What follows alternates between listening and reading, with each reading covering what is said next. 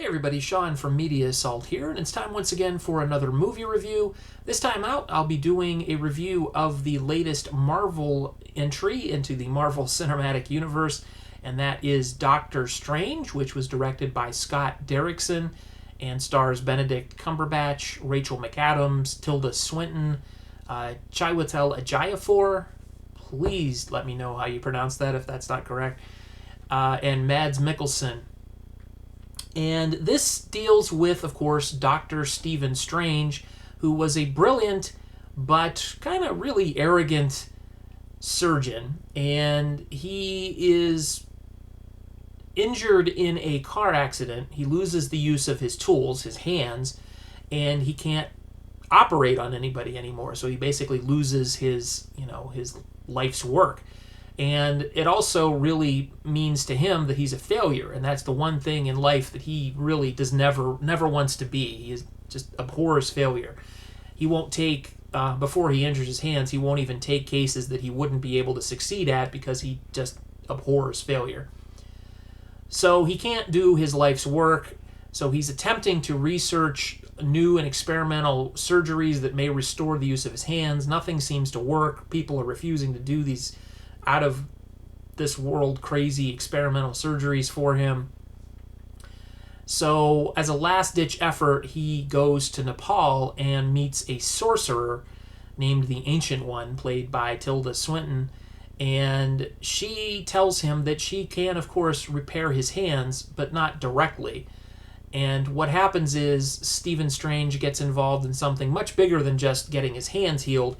He ends up becoming part of this group that proclaims themselves as Guardians of the Earth against something called the Dark Dimension, which I really won't get into because I don't want to spoil anything. That's the basic plot. If you've seen any of the trailers for this film on TV or when you've seen other movies in the theater, you've seen some of the incredible visuals in this film. The special effects are just A1 fantastic. If you have a chance to see this film in 3D, take it, because it is one of those rare films that actually looks pretty damn impressive in 3D. Even though it is a converted 3D film, it really does look impressive. Somebody gave me that tip before I went to see it last night, and I'm glad I did because I really enjoyed the 3D. And I am not a huge fan of 3D films. I'll see one every now and again. But this is one that I think benefits from 3D. The plot is pretty much your standard origin story for a Marvel character or a superhero character in general. You see his motivation for whatever is, forcing him to obtain these powers.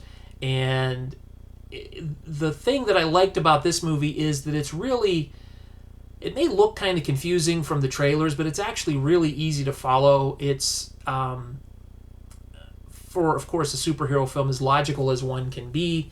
It's entertaining. There's a lot of humor. The aforementioned special effects are fantastic. Benedict Cumberbatch, his performance as Stephen Strange is just spot on as the arrogant side of him, and then the side of him that starts to lighten up. His disbelief as becoming a man of science and knowing surgery and knowing the anatomy of the body and coming into this discovery of this spiritual plane that he knows nothing about, and how he learns his powers and all that kind of stuff. It sounds really ridiculous. He does a lot of circling motions with his hands to create these spells, and if it was handled in a different way, I think it would be really awful. But I think that everybody involved, including the director, Scott Derrickson, is just invested enough to make it work, but they're self-aware enough to know that it's pretty hokey stuff. So everything is sort of taken with a grain of salt, and that benefits the film quite a bit. There's a lot of humor that I think really works in a way that some Marvel films, it doesn't quite have the same type of humor as Marvel films. I think this one's just a little bit snappier and a little bit, witty, a little bit more witty than some of the other Marvel films. But, it's not like it's over in anybody's head or anything. It's just one notch above, I think. And I really enjoyed it. This is actually, I would have to say, this is probably my favorite Marvel film since the original Avengers. I liked it more than Guardians of the Galaxy, and I really liked Guardians of the Galaxy. I liked it more than Age of Ultron, which I didn't particularly like all that much. Better than Civil War. It's a lot less serious than some of the Captain America films. So I think that really benefits, or is to the benefit of the film quite a bit.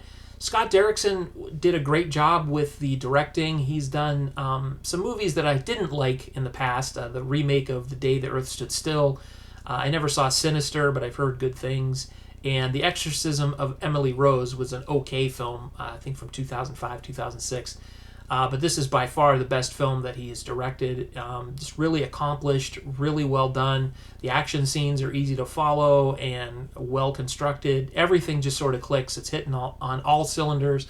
So I really have to say I would give Doctor Strange a 9.5 out of 10. Again, keep that in mind. It is compared to against other genre superhero films. It does not mean it's as good as, Citizen Kane or anything like that.